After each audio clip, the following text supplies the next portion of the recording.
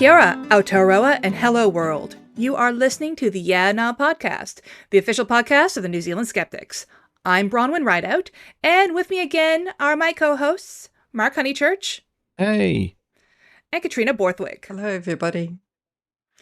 So, for this episode, I have a collection of autism-related news. Katrina is going to be exploring the hype around supplements for menopause. And Mark brings us a very interesting piece about a ton of mirrors in space.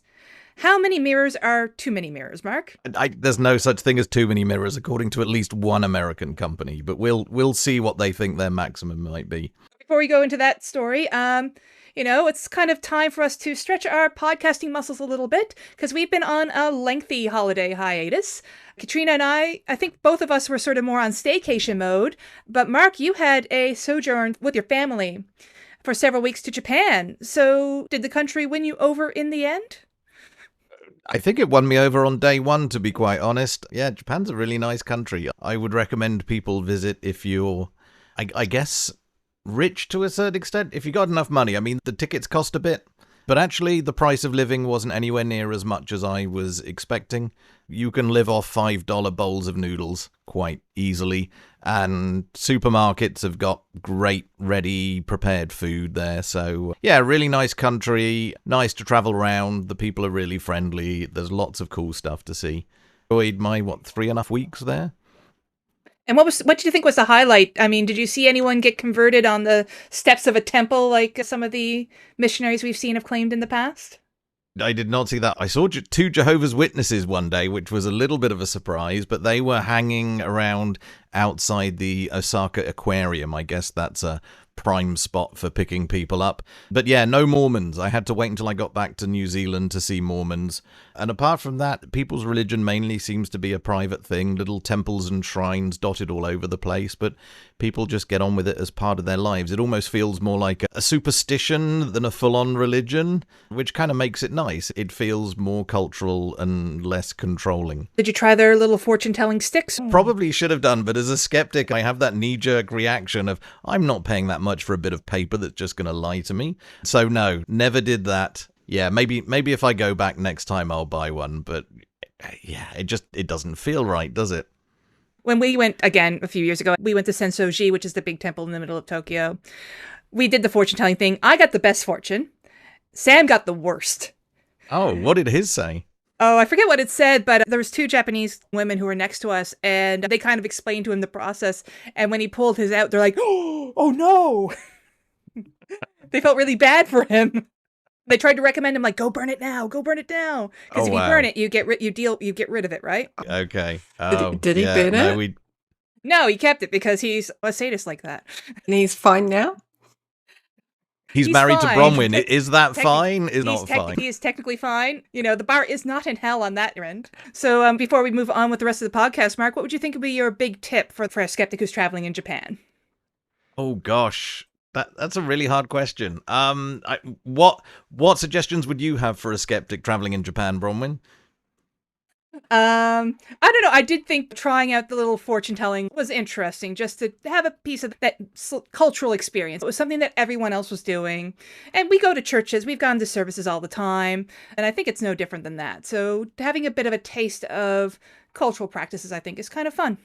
All right. The lecture I gave to my family on, I think, day 2 is the claw machines are not luck. The claw machines are programmed to drop the toy most of the time. So it's nothing to do with skill. It's nothing to do with even blind luck. Basically, it's most of the time you will not get that toy. It is not worth it. You're much better just buying a little gachapon and getting a little plastic toy out of a capsule rather than trying to win something on the claw machine. Even better than the gachapon, they have the gachapon shops. So you can go and buy the gachapon that you're looking for. Yeah, I went into a building in Tokyo that apparently had one of those, but a floor that I didn't visit. But yeah, when you're collecting these things, because they come in kind of like 4s or 5s, like different toys in a group. And yeah, there are stores that just sell you the ones that you're missing, so you can go and buy them to complete your collection, rather than wasting lots of money just hoping that the right one pops out of the machine. Yeah, next time I go back, I want to find one of them, because there are some really interesting gachapons, like modern furniture gachapons. so I guess I just want a collection of miniature plastic mid-century furniture. Yeah, I think the floor 6 of the Radio Kainan building in Akihabara is one place where they've just got an entire floor dedicated to Gachapon toys, but without the surprise. Thank you for that, Mark. I kind of think it's worth acknowledging that someone else in the world came back from a much longer hiatus than us, and that is the YouTuber Megalag, who finally released at least 2 updates regarding his investigation into the browser app Honey.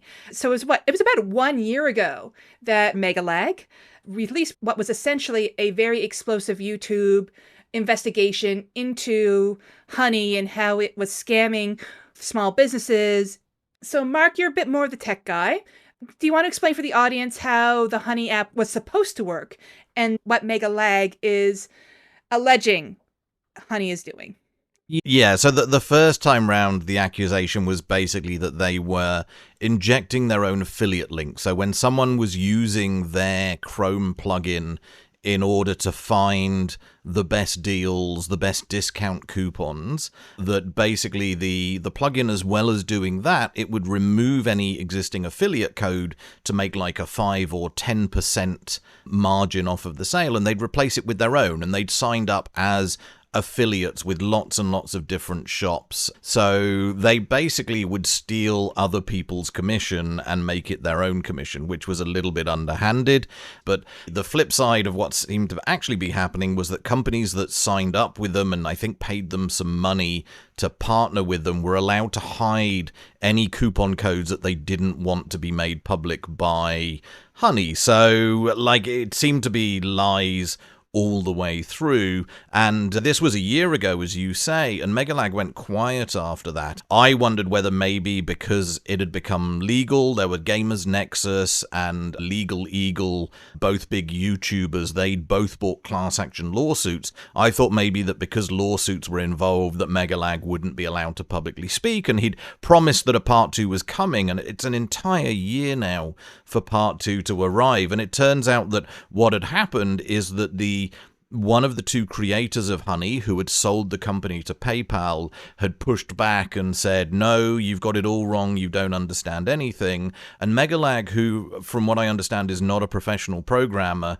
spent nearly a year going through the code and trying to basically find more information about what he'd already found. You know, what is the code doing to replace the affiliate codes?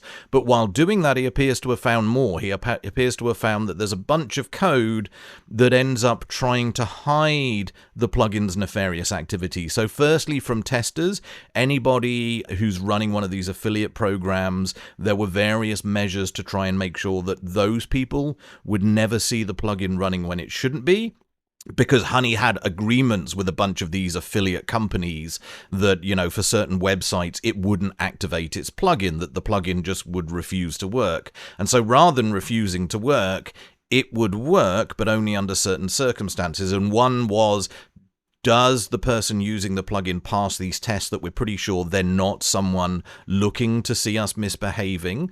And then another set of tests were, is this a brand new account or is this an account that's been around for a while? So does it has a bunch of credit points with us?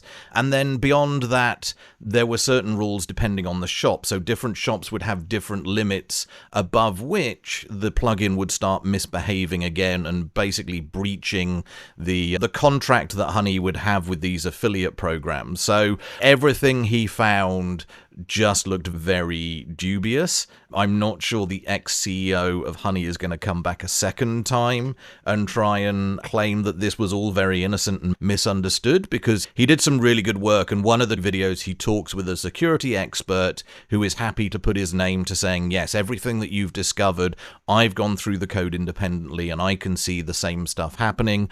I've watched another guy who's a programming guy who's quite big on YouTube, who did his own dive into the code as well. And again, another independent check just to show that this is going on. And given that Honey is now owned by PayPal, which is a huge company, this seems like a very large hot potato that PayPal have in their hands right now. It's got to be pretty embarrassing to have not one but two exposés. And I can't remember the number of millions of people that stopped using the plugin, but it was like about a third of their user base, I think, on the back of Megalag's investigation, who just basically removed the plugin from their browsers. So his first videos had a big dent. It'll be interesting to see how much of a dent the second video has.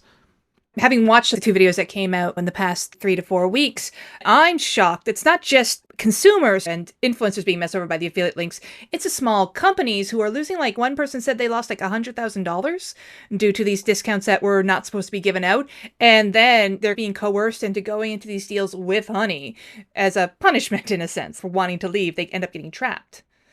Yeah, so I think one of the things that the Honey plugin does is it supposedly, maybe not, but the suggestion was there in Megalag's video that basically when people codes in and takes them, the Honey line is that you can submit codes. I seem to suggest that maybe it just takes those codes as soon as you type them in. And as you with these small companies, when they hand out like a large discount code for employees, or maybe the discount code's the only way they can figure out how to give some kind of refund or credit to a customer, with the idea that it's only being used once. But if the software they're using for their website and their payment system doesn't have the ability to restrict it, and that coupon can be used over and over again, sometimes these store owners, they don't understand how these things work, so they end up basically with a code that they give to one person, and a few weeks later, it's suddenly being used thousands of times. And by the time they realize that they've lost this $100,000, it's all done and dusted. You know, their system has already shipped everything,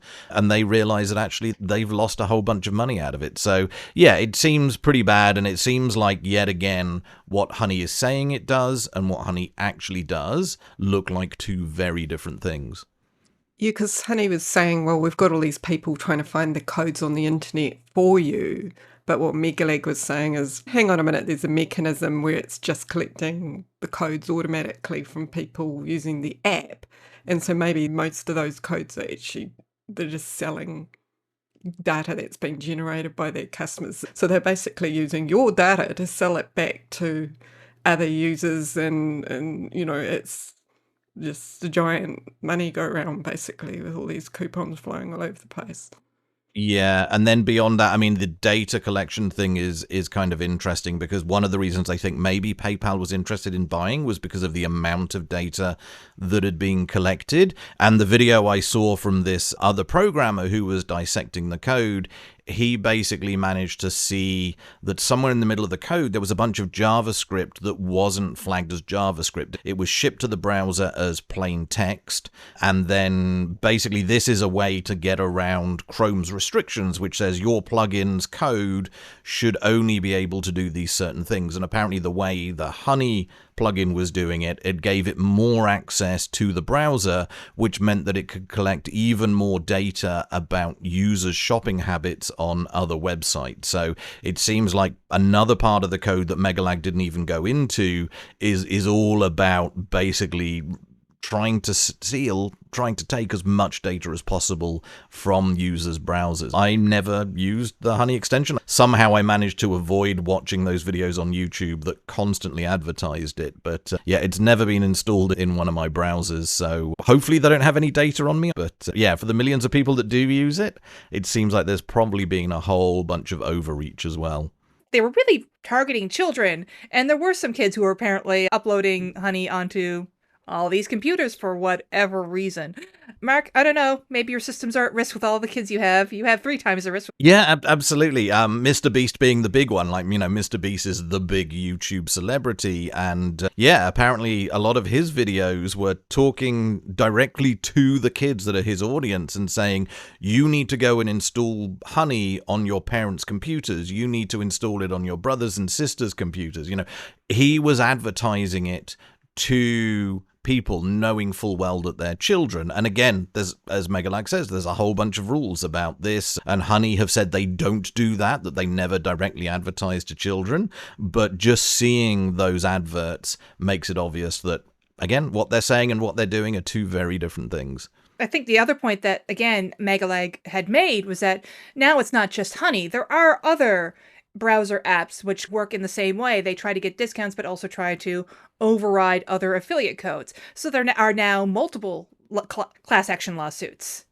Yeah, not only that, but I was watching a video today that said basically that the ex-CEO of Honey has gone off to make another Chrome extension, which is an ad blocker. And this one promises that if you block ads, they'll pay you money for it. Now, this sounds just as suspicious as Honey does, which is, we don't need anything from you. We'll just let you save money for nothing. And that's not what was actually going on. That we'll pay you to block ads sounds just as dodgy, if not more dodgy. So I don't know what the business model is there, but maybe Megalag's going to look into that one next, because it sounds really fishy again. It makes me wonder whether it's triggering that thing where the number of clicks, kind of pay for clicks, that there's some kind of bounce back happening there in the background. So, I don't know. It would be interesting to see how they swing that cat, because it does sound dodgy. And also, just to add, those coupons aren't necessarily the best deal. So, don't think this is something you can go and benefit from. It might not be the best deal that you're getting through those coupons. The whole thing stinks. Let's hope that Megalag doesn't leave us hanging for another year. Hopefully we get great updates from Megalag throughout 2026. One thing I would say I would happily accept being postponed indefinitely would be the Telepathy Tapes. And it is my displeasure to potentially announce to people who may already know, season 2 of the Telepathy Tapes has been released. I think we got about 11 episodes. I haven't had a chance to listen to the entire series. I will be reviewing that for the newsletter, but maybe within the next month or two. But I did have a chance to look at the episode list and some of the transcripts. And it's interesting that it appears that Kai Dickens, who is the producer of the Telepathy Tapes, is taking a different tact. So we're seeing more pseudoscience, more new agey nonsense. So it's mediumship, animal telepathy, plant intelligence, near-death experiences, energy healing, all that good stuff. Yeah, so I've listened to just over half of episode 1 of the second season, and that's the near-death experience episode. And it just frustrates me. Here I am in season 2, knowing full well that season 1 was really annoying to listen to. And now I'm listening to season 2, and it makes my blood boil just as much. What I noticed in my scan of the transcripts is that, the psychic ability of autistic children is still being discussed, but both autism and the Hill, for people who didn't follow us when we were talking about season 1, the Hill is this sort of place on the astral plane that all the nonverbal autistic children go and hang out.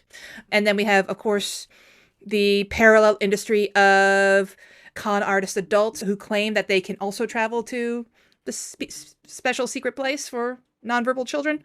That has taken a significant back seat. I think the Hill is really only mentioned maybe extensively in episode 2, but only for a few minutes, and then it's mentioned once in episode 5.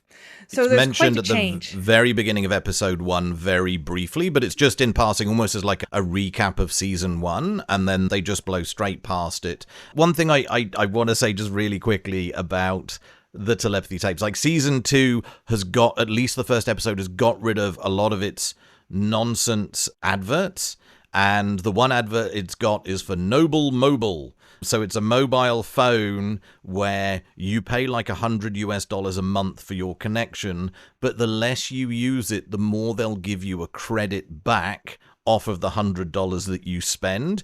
So they're calling themselves Noble because they are helping you to get off your phone and interact with people. But the one thing I forgot to say about season 1 and season 1's adverts, which they were the best thing. In a way, they were annoying because they were lots of pseudoscience. And I've never heard this in a podcast before, but they turned the volume down for the adverts on season 1 of the Telepathy Tapes. So normally adverts scream at you, they're louder. That happens on TV in New Zealand, happens in a lot of podcasts. In the Telepathy Tapes, it goes quiet when the adverts are on. And I really actually appreciated that. It's the only medium I've ever heard that's done that. See, when I was listening to season 1 of the Telepathy Tapes, I did it on YouTube, and I had it on 2.0 speed. So I listened to it on at a real tick. But other people have kind of noticed the change, like the de-emphasizing of autistic children and nonverbal autistic children. Part of that has been suspected to be a bit of a fallout between Kai Dickens and Dr. Diane Hennessy Powell, or if not a fallout, then certainly there was a bit of a tension, because after the release of season 1, Dr. Powell was quite critical of how her work was portrayed in season 1 of the podcast, and a lot of those autistic children had been attached to Diane, or the families knew Diane through Diane's work, because season 1 was built on all this work that Dr. Powell had done. Powell has taken a back seat, and that has meant Kai has had to pick up or wanted to take on new collaborators. It seems like there's no lack of them. I mean, given the breadth that you've listed for season 2, I guess there's endless people knocking at her door who want to spread their bit of pseudoscience. And, one of the people that she has as a consultant is Dr. Julia Mossbridge, who is attached to some legitimate universities. Again, kind of like Dr. Powell, has legitimate degrees, has a PhD, master's from legitimate universities. I think she got her psychophysics degree from Northwestern and is an affiliate professor with the University of San Diego. Those are good quality schools from an American tertiary perspective. However, Mossbridge's work is more than unconventional. She's best known for collaborating with several commercial entities on the creation of an unconditionally loving robot, and has really been on multiple podcasts talking about her work into precognition. I haven't looked into that too deeply, but she has been in weird places. She's been on Mayim Bialik's podcast, and Mayim Bialik, yes, she's a Hollywood celebrity. She used to play Blossom on TV, but she does have a PhD in neuroscience. She's an anti-vaxxer, isn't she? I don't remember. Yeah. Or sorry, a vaccine questioner, say. Yeah. So, anyone can get a lot of people can get a PhD. Your PhD is just about the quality of the work that you submit and how it's evaluated by the people who examine it. It doesn't necessarily tell you much else about the person's actual thoughts or skeptical beliefs. Is there much backlash? Because they had this sort of reasonably narrow focus and had an audience based on that, and now they've just shelved it, and it feels a bit like they might have... Yeah. I would say backlash. It's just been an utter non-event season 2, as far as we know. It may be like season 1. It just needs to build that momentum a little bit. I mean, that's how the podcast felt to me. But I come across some commentary on Reddit, take that with a grain of salt as you will, where people really connected with the autistic stories. It's the toxic positivity of season 1. They felt uplifted. They felt, oh, wow, what a story of overcoming all these challenges. This audience is already kind of inclined to new age thinking, and all the new stuff that Dickens is offering for season 2 is same old for them. They can listen to any podcast, and probably better podcasts, whatever better means here, to listen about people who do stuff on mediumship and planet intelligence and animal telepathy. It doesn't feel like anything, like a unique angle or whatever. It just feels like, you could go anywhere. Yeah, and I did include a quote by a journalist who was writing for Asterix Mag, and she kind of notes that this whole message that Kai Dickens had put out about advocacy and propelling these stories of the marginalized caretakers seems absolutely false given the direction for season 2. However, be aware that in the offing is a documentary. Now, I think that documentary is a little bit more along the lines of going back to that rapid communication method. So potentially we might be going back to a season 1 type of topic soon. But I guess, it's one of those watch this spaces. And of course, watch this newsletter for a review of season 2. Mark, do you think you'll join in? Absolutely. If any particular episode piques my interest and has The particular style of nonsense that I like to tackle, I think it's the stuff that pretends to be very sciencey and obviously just isn't. If there's an episode like that, I'll check with you and maybe I'll do a review of that particular episode. Sounds good. Now, the second piece I wanted to talk about from my article in Sunday's newsletter was really looking at an umbrella review into complementary, alternative, and integrative medicine for autism. It's a bunch of researchers at a partnership from some universities in Paris, as well as the University of Southampton. And an umbrella review is kind of like a super systematic review. So rather than doing a whole new experiment or whole new research, they analyze existing systematic reviews and meta-analyses. So they kind of collect everything that's there, and based on certain criteria, they evaluate the quality of all these systematic reviews. In short, the conclusion of this umbrella review is that there's not a lot of evidence to support the use of alternative medication in the treatment of autism or in autism therapy in general. I think really the only thing that may have had some potential positive effect was oxytocin, as well as melatonin did really well in terms of the secondary effects of helping with sleep. But yeah, otherwise it's very small studies, low or very small effects or no effects whatsoever. A lot of things that weren't statistically significant. It's interesting. It's a great study. But again, I think from a skeptical point of view, we would want something that's a little bit more firmer in its conclusion that alternative and integrative medicine treatments for autism don't work, but that's not the conclusion such an umbrella study can make. They do have some interesting ideas, particularly what they noticed throughout all of these studies is that no one's talking about doses or safety protocols. So what does that indicate? It indicates that it's going to be very difficult to reproduce a lot of these studies. If we do want to go and do an RCT or randomized control test or randomized control trial, how would we do it? How could we even start to think about doing it safely with all these different alternative treatments? Those alternative treatments were quite vague. Like some of them were dietary stuff. It was, as I said, melatonin, fatty acids. Herbal medicine was just vague. It's just herbal medicine. Animal therapy, music therapy. So you're not even really comparing a lot of the same modalities. You have more sort of psychological therapies and then also some of the stuff that you ingest. And for anyone who might remember, back in 2024, a study came out that was about twins who have been cured of their autism. When you look at the treatment protocol, these two toddlers have been thrown everything in the kitchen sink. It was almost 30 different interventions, including behavioral intervention, like applied behavioral analysis, as well as every dietary change. They had their house checked for mold. So it's just, when you look at how parents often approach or include complementary, alternative, and integrative medicine, they're kind of doing more than one thing. They're doing a multitude of things. So it's very difficult to pinpoint exactly if any of these things are working. And that's something that, again, the umbrella review was not able to pick up from any of these papers.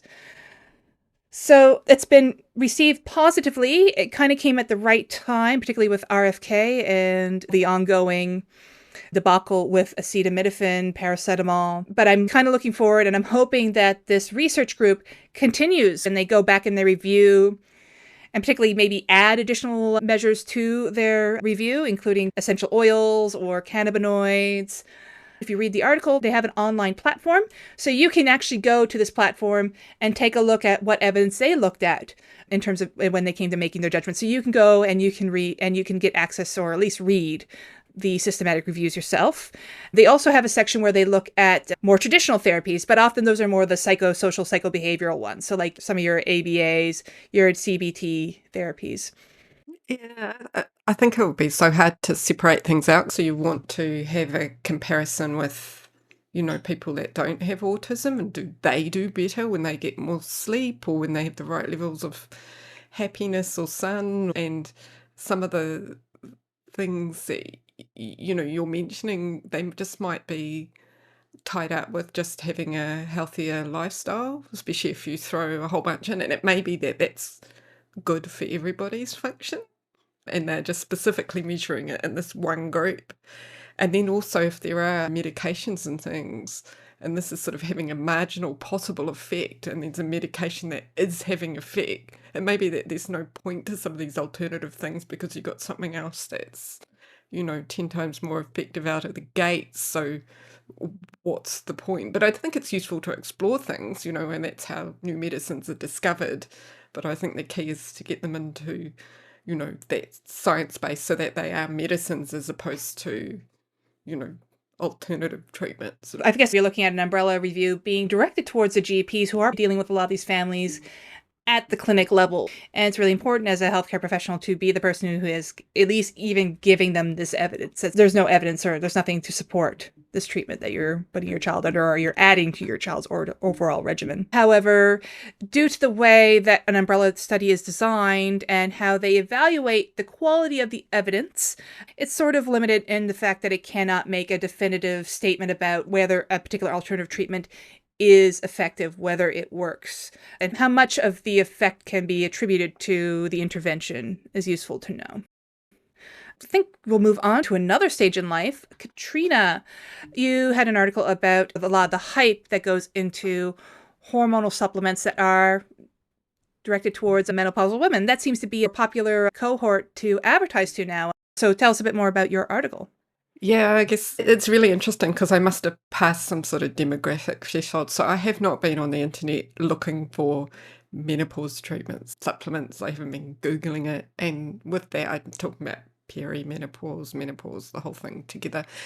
And all of a sudden on Facebook, I'm getting all these ads for these supplements. I'll play a little cell phone game because, I was off on the holidays and you end up mucking around with these silly games. Instead of just advertising other games, it's actually targeting me and advertising menopause supplements and all of these things. And it's just like, what is going on here with these supplements? They're actually coming to me and I haven't even sought them out. So I don't know what happens if your cookies have got these all over and you've been over the internet looking for them. You just must be a barrage of these things coming through. I'm pretty sure my husband isn't getting these kind of ads. I'm sure he's getting very different kinds of ads for different sorts of services and things. So what is it? And so these products are sort of saying, hey, your symptoms, hot flushes, flashes, that sort of stuff. And also weight, because people of a certain age must be worried about their weight. I guess we all have that going on as we get older. And harmonising your hormones and giving you energy and all of these actual things. And I'm like, well, how can this be a thing? What is the mechanism for these supplements to be working? And so I sort of dug down a bit and like some of these supplements are saying, well, we've got natural hormones. So if you go and get hormone replacement therapy, you're going to the doctor and you're getting unnatural hormones somehow. So progesterone, estrogen, that kind of thing. But what if you could go and get that kind of stuff from animals and plants and then you can get it and it'll be natural. So it won't be a prescription drug. And I thought, well, that's sort of interesting. Is that stuff actually work? Normally, women are given progesterone and estrogen, but what can happen if you're only given estrogen? Your uterus lining can get thickened, and that can mean you could potentially get cancer. So what they give you at the same time normally is progesterone. So those are the two hormones that tend to be involved in hormone replacement therapy, and you need to get both. So if you're going to take estrogen and not progesterone, you could potentially end up in a situation that can harm you. It's not great to take one and not the other. There are also safety risks if you're taking alternative treatments and that you don't actually know what's in that supplement. It's unregulated, so it could be contaminated with chemicals or drugs. You don't actually really know what is in that supplement. And also, if there is something active in it, it could be masking symptoms and you might need to get checked out from a doctor, but you're not seeing those symptoms because you're taking these pills. So there's a few sort of complications there. So in terms of hormones, one of the hormones that is sold a bit is called soy, and there's some stuff in it that I probably can't pronounce, phytoestrogens in soy called isoflavones. You'll just have to take my word for it. And they apparently mimic estrogen, but there's not any evidence for that. It's just there's potentially some cholesterol lowering effects, but that's about all. There's no consistently significant benefits for perimenopause symptoms from those soy supplements. So not a hormone treatment. The other one that's sold quite a lot is wild yam extract. So sometimes that's in pills, sometimes it's creams. Some of those creams don't even actually have any progesterone in them at all. But what they say is the yam has body identical progesterone, but that's not very helpful. The fact is the human body cannot make progesterone from what is in wild yams. So it's got a chemical in it called diosgenin that can be converted into progesterone in a lab. So you can do it in the lab. You can take what's in wild yams and turn it into progesterone. But human bodies can't do that conversion. So the enzymes that are needed to do that conversion do not exist in the human body. So you're taking something, your stomach digests it, it comes out again. There are no hormone effects from that. Wild yams will not give you any progesterone. The other one's animal hormones. So sometimes these are sold as organ extracts, glandulars. Sometimes they're called ovary, uterus, testes, or adrenal supplements, which is definitely something I've heard. And they might say, this is for natural hormone support or endocrine support. And basically, again, you've got this problem that they won't survive digestion. So what remains in the body cannot act as a hormone. So animal hormones, when you eat them, get digested, they come out of your body as waste products. That's it, end of story. It's not going to give you any hormones. So there are a couple of types of hormones. One of them is sort of protein hormones, which is luteinizing hormones, LH, and there's FSH, which is the follicle stimulating hormones. That's what stimulates your ovaries to release eggs. And there's insulin, which regulates your blood sugar. So those protein hormones are actually broken down by your stomach acid are gone. The steroid hormones, which is your estrogen, progesterone, and in men testosterone, women have it too, but they are very chemically fragile, and again they break down. So none of these things can survive. Your body cannot reassemble hormones from digestive fragments. So it's not a case of let's get all the ingredients and put them in a big mixer in your stomach and your body will somehow magically work out how to make hormones. Doesn't work. You can't create hormones from raw ingredients without the proper enzymes. This is a common theme, isn't it, in alternative medicine? Because same with antioxidants. Antioxidants, like your body needs antioxidants. Most antioxidants, as far as I understand, are at least partially broken down by stomach acid and are not eventually used by the body as antioxidants. When the body needs antioxidants, it makes them there and then when they're needed inside the cells. It doesn't just use the antioxidants that you swallow. And then I think the same for things like collagen cream. Yes, your body needs collagen, but that doesn't mean that rubbing a cream on your skin magically gives your body the collagen that it needs. Again, I think the body, as far as I understand, just makes the collagen that it needs. And if it can't make it, that's a symptom of bigger problems, and just rubbing it on your skin isn't enough to make up for the shortfall. You're getting old. It's just what happens, basically. And then, so HRT, the science method, the doctor's method, a lot of those are delivered by rubbing on your skin, because they know that putting through your digestive system means it's going to deactivate it, won't work. There are pills like estrogen, that's usually patches or gels.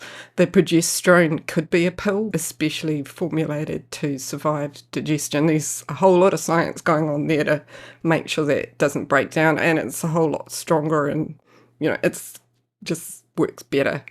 So, and then sometimes progesterone is also IUD, which is an internal device, or patches as well. So again, they're trying to avoid the digestive system, even with the prescription stuff.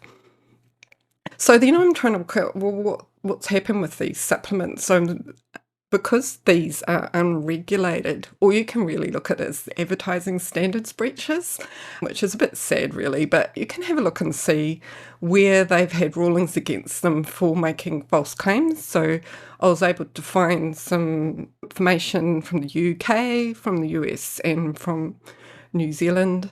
So in the UK, the Advertising Standards Authority have ruled against a number of products, including, happy koalas.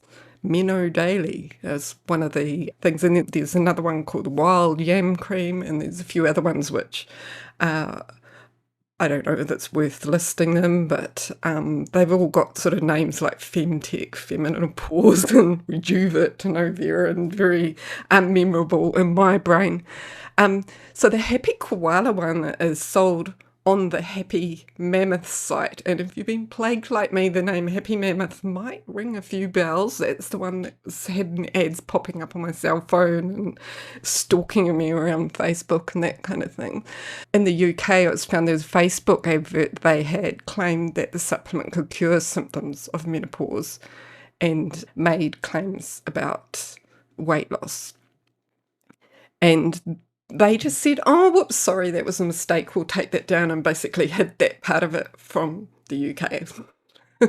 So it feels a lot like they're just customising their ads as much as they can. If they get caught, they just back that bit out and keep on advertising in all the other countries and just take that part of the advertising out. So I think if you go to the different websites in different countries, you're going to see slightly different claims depending on whether they've got caught there or not.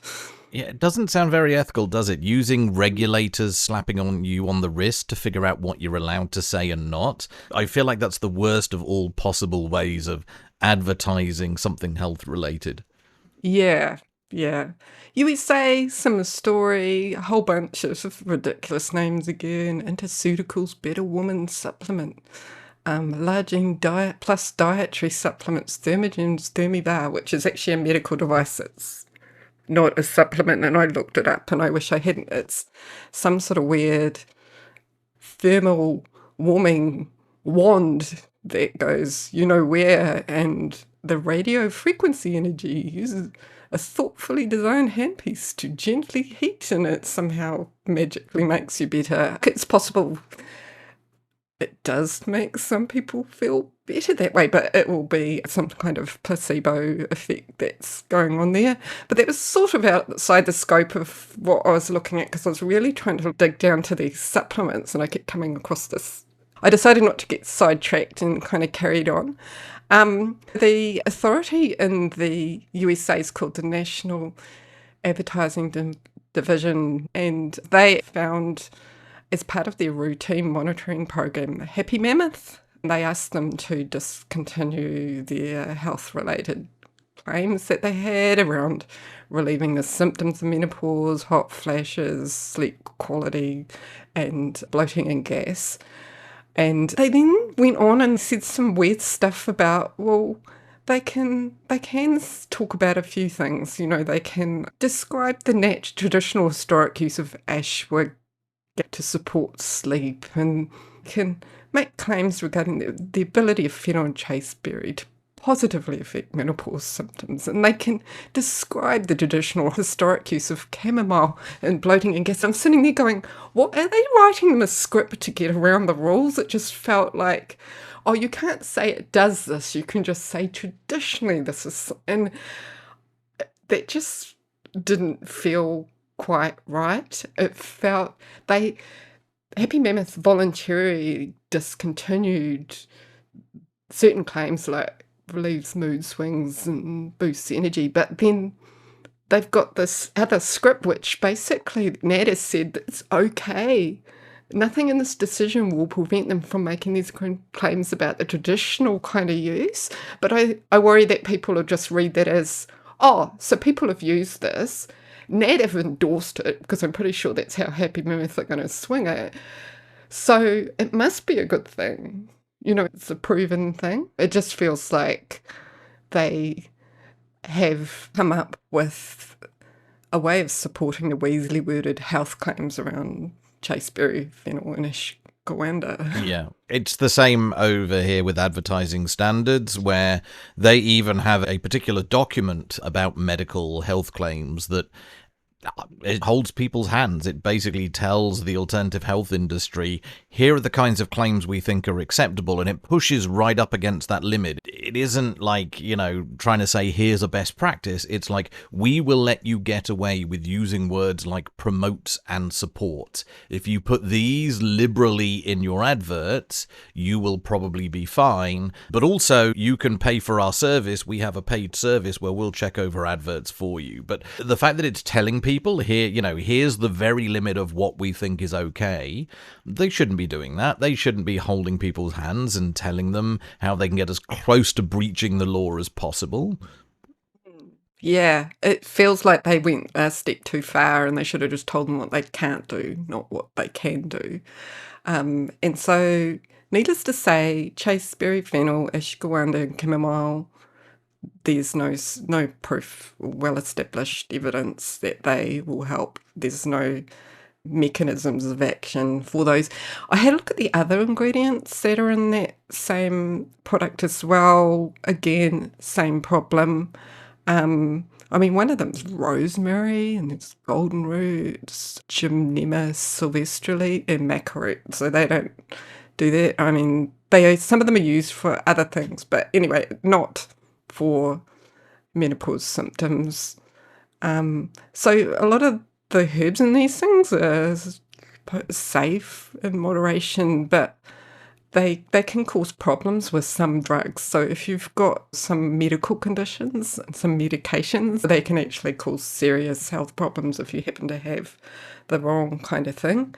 If you've got an underlying health condition, you're taking other medications, you're pregnant or breastfeeding, you really should get advice before taking these things because they're not inert. And some of them, where people take a lot of them, there have been toxic effects that people have had. So once you have toxic effects in your liver, that can cause permanent problems for you. That's a perennial problem with alternative medicine because there are no clinical trials. No one's testing the dose. No one's testing the safety of the dose. So people are just thinking, oh, it's natural. I will just take this whenever I feel well or I feel like I need to. And yeah, people don't realize that everything gets metabolized in the liver and there's only so much a liver can take. New Zealand is a bit disappointing. We don't see many claims about menopause health claims at all. It was just like some grounding sheets, which are basically sheets with some metal fibres, and in this case stainless steel, and they kind of plug them into a power outlet. And the idea is that the flow of the earth comes into our bodies, neutralising free radicals and reducing oxidative stress, and then this was also helpful for menopause, but I'm sure they sell it for many other things. But basically, it's a bunch of nonsense. So I guess there's a little bit of a gap in the market there. So if you feel inclined, the Advertising Standards Authority has information on their website where you can make a complaint about false advertising. It does seem like there's a little bit of gap in the market that we could fill if we wanted to. So what's up with the mammoths? This happy mammoth has been publicly slammed. It operates in Australia, US, UK. It's an Australian-linked company, and they have been criticised for making exaggerated or false claims. Former Menopause Society members have said it's just clever marketing nonsense and there's no solid evidence. They're spamming people with ads. There are apparently some mixed reviews on independent sites like Trustpilot, where a lot of them just said it didn't work or they've had negative experiences. So I guess the upshot is if you're having medical symptoms, you're probably better off talking to a medical professional than sort of Googling it or grabbing something off a Facebook advert, because a lot of the benefits are exaggerated and they're also downplaying the potential risks, and there's this sort of thing like this is natural, which is sort of implying that it's somehow safer than scientifically proven medicine, and that it's not true. We can't know that to be true because that stuff hasn't been tested at all. So you could end up in a situation where it's not effective or safe for you. If you are interested in some of the common ingredients, I put a full rundown of them in the article. They're all in there, but I won't get into it. It's a bit boring, but that also talks about some of the potential side effects. It's not medical advice, so if you're worried about any of those things, please do talk to a doctor who will be able to give you some proper advice. Thank you for that, Katrina. So for our final section, or final contribution of the night, Mark, you came across a really odd business model involving very large, very expensive, but highly, financially inefficient mirrors? Can you explain what you were writing about? Space mirrors. So basically, I read about a company called Reflect Orbital, and Reflect Orbital is a very small company. It's got maybe 30 employees or so at the moment.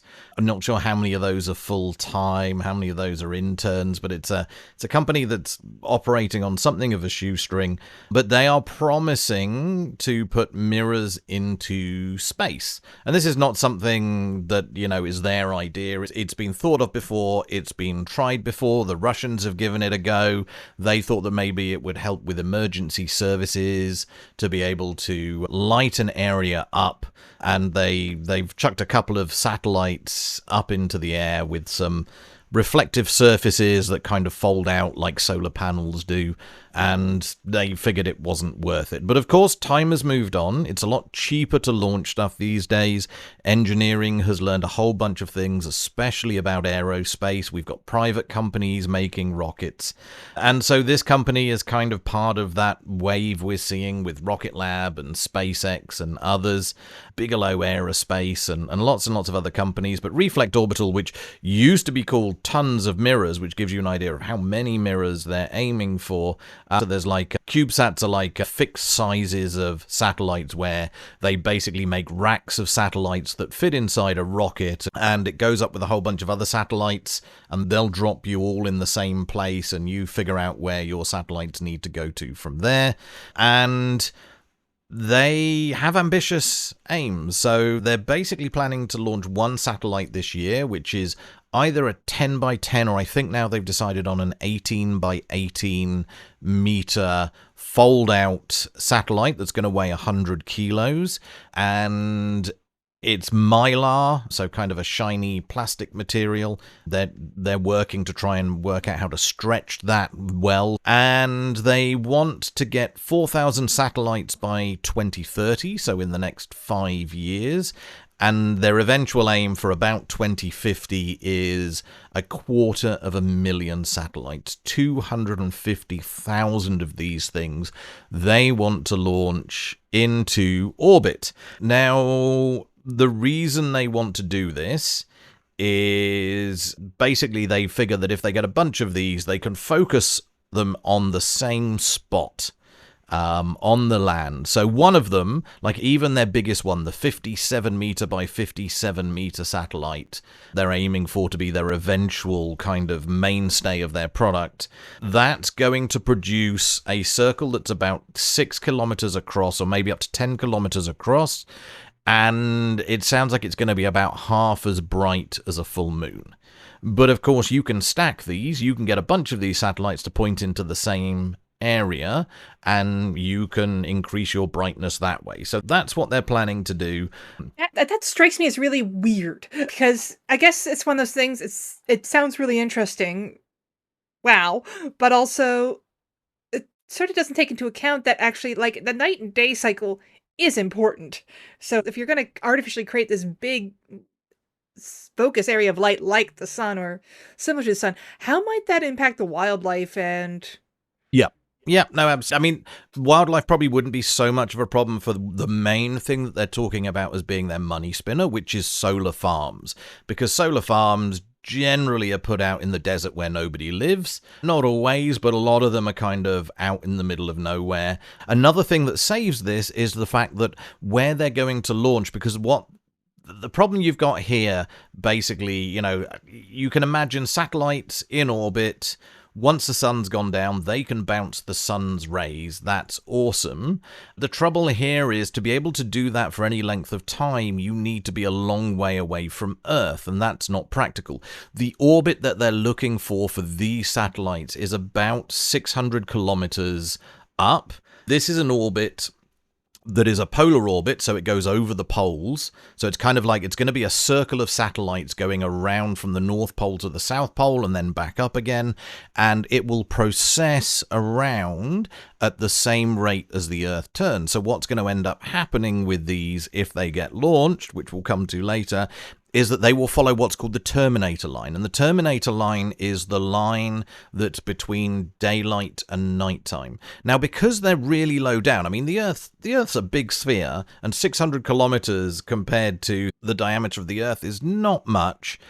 Basically, what you end up with is that because they're on the terminator line and they're pretty low down, they will see the sun for a little while after darkness, but not very long. So they can basically shine their light a little way into the dark part, but that's about it, basically. That's all you're going to get is like maybe 20 minutes after nighttime, 30 minutes. You can't do all night, because suddenly you've got the same problem that you have down on Earth. It goes dark after a while because the Earth gets in the way.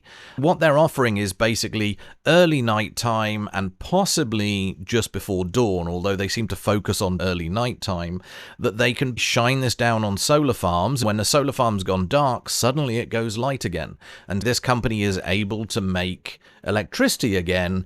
Solar farms will pay for this service. This is what they're talking about as being their big earner, and listening to the CEO of the company talking in videos about it, he's talking about tens of billions of dollars or more, that eventually once all these 250,000 satellites are up, they've got massive earning potential from these solar farms. They're also talking about other things. So entertainment. You're running a festival. Wouldn't it be funny if after it's gone dark, suddenly, because your main act plays their seminal song, it just turns light again? It's daytime for a few minutes for the duration of that song. Or maybe emergency, search and rescue, or the fire brigade. Really useful to be able to turn the lights on for them when it's a dark night so they can do their work more effectively. So these are the other things that they're suggesting, but it seems like the solar farms are the big one. And I crunched the numbers for this, looking at what's the cheapest way of getting it into space. What are their numbers? Because their numbers are crazy. Their numbers are basically like, we're hoping to get it down to 16 kilos. Their 18-meter square one is 100 kilos, their demo they're launching this year. They reckon that going from 18 square meters to 57 square meters, they'll get the weight down from 100 kilos to 16 kilos. They also reckon, although this is costing them $2 million to make their first one, they reckon that when they scale to a bigger one, but they scale up to mass production, that it'll drop from 2 million to 100,000. So I did some, because I trained as an engineer at university, so I'm used to doing kind of rough and ready back of the envelope calculations. I did some rough and ready calculations for this, and this is always good in engineering because you can do the maths, but if you screw up, sometimes it's really hard to tell that you screwed up. So the first thing you often do in engineering is you just kind of do a really rough calculation in your head and go, this is what I'm expecting. And if your proper calculation comes out orders of magnitude away, you know that you've screwed up the actual calculation because your rough and ready reasoning is so different. And so I'm used to doing this in my head for a whole bunch of things. And so I did it for this with I said, okay, well, let's give them 50 kilos. Which is halfway between nothing and the 100 kilos it currently is. And let's give them SpaceX the cheapest price that SpaceX is offering. It turns out Rocket Lab here in New Zealand is a lot more expensive. It's a nice service and they're very reliable, but it costs a lot more. So SpaceX is where it is for cheapness. So I did the calculations for the satellites, and it ended up about 1.5 million New Zealand dollars per satellite to get it into space. And this was ignoring R&D and transport and a few other things, but they'd probably be very small compared to just the cost of building the satellite, launching the satellite. Those are the two things that are going to be the big costs. So we're talking $1.5 million per satellite. And then I said, well, if their main revenue is meant to be from the solar farms, let's see if we can calculate roughly what kind of money they would make over 10 years being able to shine light on solar farms. And I focused on a per satellite charge because it's like they've got to do lots of satellites. You can't shine one mirror from space onto a solar farm and do anything useful. The issue you've got when it's very low light levels is that it's kind of net negative. You don't make any power. You need a certain amount of light in order for a solar panel to be viable. So you need to shine a bunch of these at the same time. But I figured simplify it. Just look at, imagine they can do as many satellites as they want. What is the per satellite amount of electricity that's being able to be made over, as I said, 10 years? Because 10 years is a decent lifetime for a satellite like this. You know, Starlink satellites are already being replaced. Apparently there's one or two coming out of orbit every day, and Musk is just constantly putting new ones up there. And it would be the same with this, that they would die after about 10 years. They would be deorbited and burnt up in the atmosphere, and new ones would have to keep going up. So it would be a constant cost. But for the 10 years that a satellite would be expected to be operational and be able to shine light onto the solar farms, I did some calculations based on some numbers I found elsewhere of 0.04 watts per square meter from basically reflecting from sunlight from 600 kilometers up. I looked at a whole bunch of other stuff, like how many solar farms are there that are big enough that they can take advantage of this. And then I simplified things like saying, imagine they're all on the Terminator line in a line. How much of the Earth's circumference would they cover? If that's the case, then twice per night at dusk and at dawn, they will be able to get a few minutes of light from these satellites before the satellites also lose view of the sun. I looked at things like what's the wholesale price of electricity, what's the efficiency of solar cells. So, you know, a solar cell can be from like 15 to 25% efficient. I went for 16 because it made the maths come out nicely. But overall, with the underestimating and overestimating a little bit, it should come out around even. It didn't really look good. That by the time my calculations were over, 10 years for this one satellite managing to shine down every night on solar farms, it turns out basically that each satellite is going to make about $1,000 in its lifetime of electricity. Even last 10 years? And if you're adding all this space junk in low Earth orbit, which means they're whizzing around quite fast, and then you also... Yeah, as long as they don't... put other things in space with all the space junk. Like, I mean, if 4,000, maybe 250,000, you've now created a wall of space junk around, you know, and orbit's the light. big. If you're flying a plane, what happens if light gets reflected in your eyes? I mean, the problem with people with laser pointers. So anyway. Yeah. Orbit's big, so, you know, you got different heights for different things. A lot of satellites, I think, are around 600 kilometers, and it wouldn't blanket the Earth. As I said, it's a ring. It would be a ring that goes around the Terminator line, so it's literally just a ring of them. As long as they're deorbited safely, I can't see it being too much of a problem. If they do have issues and they start making debris, that could be an issue. There's that movie Gravity, the Sandra Bullock movie, where they look at this cascade of stuff. Given what's in orbit at the moment, as far as I understand, that's not feasible, but the more stuff we put in orbit, especially in the same orbit, the more likely that something like that could happen. But I don't think that's a major problem because there's a lot of space up there, not in space, just in orbit. There's a lot of space. There's a lot of places that you can put satellites. So I don't see this being a major problem. As far as transport's concerned, like, I guess planes would have to know when these things are turning on and fly around them.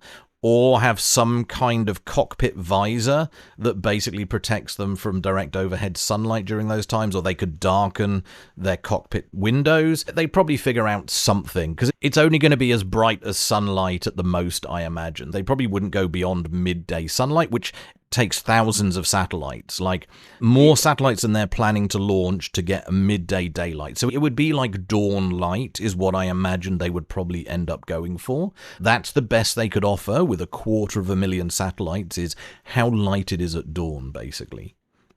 I think it would need to be reasonably low orbit. Yeah, 600 kilometers, 600 to 800. Yeah. They're talking about 625 kilometers or so. The other thing, like as Bronwyn said, like shining in a large area, it's not just wildlife. Like deserts are quiet, but if you're hitting a 10-kilometer diameter area, there's going to be a bunch of houses in those near the solar farms, and turning their nighttime into daylight for a few minutes. A lot of people are going to be NIMBYs. They're, not in my backyard. I do not want this light shining at 9 p.m. in through my house. I'm not happy with this. So yeah, there's a bunch of problems. I've seen some silly ones about. Yeah, that they won't be happy, definitely. But again, I think there are ways of mitigating this, and there are some people throw out some silly arguments like, oh, it'll ruin circadian rhythms. As I said, this thing's not running all night, and it's not lighting up the whole Earth. It would light up specific areas for a few minutes just after it goes dark. This is not an all-night thing. This is a just after dusk thing, because that's all they can do with the satellites at that height. But the fact that financially it doesn't work out, the fact that you have a $1.5 million satellite that in its lifetime will probably make about $1,000 by selling that light to a solar farm or a bunch of solar farms. In my calculations, it was 1,000 solar farms that I assumed would be available for this, which is more large solar farms than we have now, but you could imagine in the future us having that many. So basically that $1,000 is a drop in the ocean. So if they wanted to break even with these satellites, over 10 years, they'd have to make $1.5 million to cover the costs from things other than solar farms. And I talked about, imagine if they had 1,000 customers per night. And if they have 1,000 customers per night that say, please light this up for 20 minutes for us or something like that, it's going to cost $100,000 per use. Emergency services can't afford $100,000 per use for something like this. I mean, most of them around the world run on volunteers or the smell of an oily rag, and this would be a hugely expensive service for them. So I can't see emergency services using it. They talk about in their company blurb about mining, that maybe mining needs to light things up, and like most of these use cases, I don't see there being it worth the cost, because the cost would have to be ridiculously expensive. Searchlights, and the good thing about searchlights is you can point them under trees and under things, whereas if it's coming from outer space, you can't make it go sideways. So I just... Yeah. You could even imagine drones. A lot more cost effective. But you can imagine, we have thousands of drones in these amazing drone showcases where they fly around with little lights on them. You can imagine, let's say, hundreds of larger drones that are able to carry a decent spotlight, where you could rent that out, and for half an hour we can light up an area for you. I mean, obviously it doesn't make sense as far as solar farms are concerned, because you have to charge the batteries for these, so you're using electricity and there's always going to be inefficiencies. But yes, you're right. For search and rescue and other things, there are a bunch of other ways that would make a hell of a lot more sense. And if you're mining and you put up searchlights, it's not even like they need to be in different places. You erect them once and they stay there for the lifetime of your mining operation. So yeah, none of it makes any sense, except if you look at it from the perspective of these are a bunch of kids that are out of university, they've got engineering degrees, and they need to make money. They need to have jobs. And these young kids are in their 20s, maybe 30s. They've made this startup. It's a flashy website. They're putting YouTube videos up that make it look like there's already a service. There's one YouTube video that just shows someone on their mobile phone who's paid for access to their service, and he's got a little scrolling ability on his mobile phone where he can move daylight And as he does it on his phone, you see the light move around him until eventually it hits him, and all around him is just daylight. And this is not the service they're offering, that the light's far too small, it's not kilometers across, they're not talking about anybody controlling it in real time. Like, all of this is made up. There's no disclaimer on this video saying this is not a real service. They've just put it out to generate buzz. And they've done a really good job of generating buzz. Their website for a while was taking bookings where they got tens, if not hundreds of thousands of people putting in their interest for booking a slot to use this service.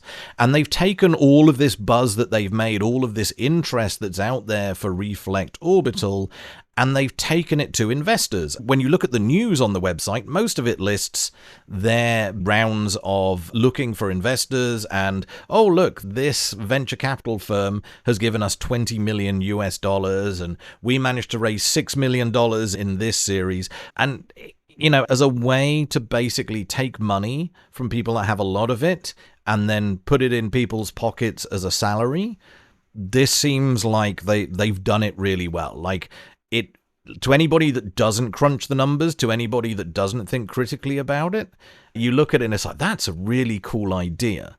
And it looks like a bunch of these firms who are meant to be effectively managing people's money have not done their due diligence, have not gone out looking for skeptical voices, and have not crunched the numbers themselves. And it took me like half an hour to do a little bit of Googling, figure out what the rough numbers were, and realize that in no way is this financially feasible.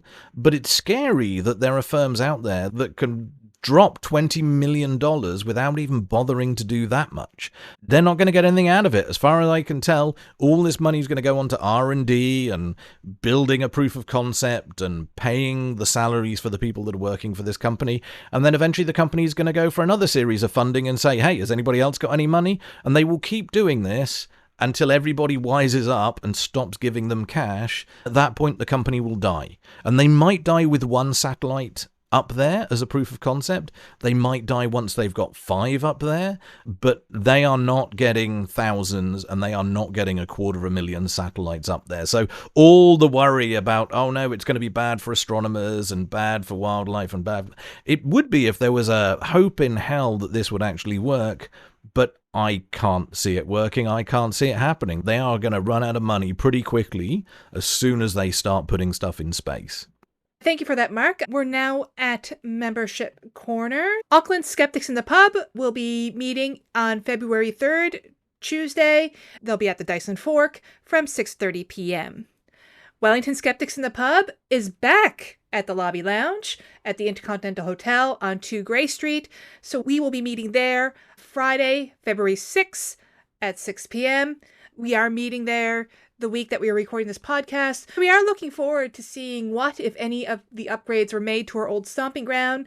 But I guess we'd also want to say that we really appreciated the hospitality we experienced at Chapman Taylor's for the past couple months. And I think we should kind of find a way to keep that relationship going and keep using that venue for any other skeptic meetups in Wellington. There are no updates yet regarding the Dunedin Skeptics in the Pub, but we will let you know when we do. Tickets are on sale for the 2026 Skeptics Conference in Christchurch with our special guest, the Skeptics Guide to the Universe, with their various rogues and vagabonds coming along. Go to conference.skeptics.nz to get your tickets. The super early bird sale is finished, and so now we are just on regular early bird sales. And finally, keep an eye on your inboxes for early February. A notice is going to go out soon regarding a special general meeting. Like many incorporated societies in New Zealand, we are required to re-register under the 2022 Incorporated Societies Act. And as part of that process, it includes submitting a constitution. And while we did recently put together a new constitution back in 2022, 2023. There have been a lot of new sections that have been added prior to this mass re-registration. We have to add them in. They are mandatory sections with very set wording, so there's not a lot of quibbling that we can do about what's added to the Constitution. We just have to add it. So we still need your yas and nas from the membership. We will be able to give you sufficient time to review the new Constitution before that SGM. We'll have the notification out in early February for a late February SGM. And then hopefully we'll be free and clear to re-register. If you have any comments, questions, queries, kudos, or concerns, please email us at either news@skeptics.nz or podcast@skeptics.nz. So that's it for this episode of the Yeah Nah podcast. Kakite. Bye. See you later.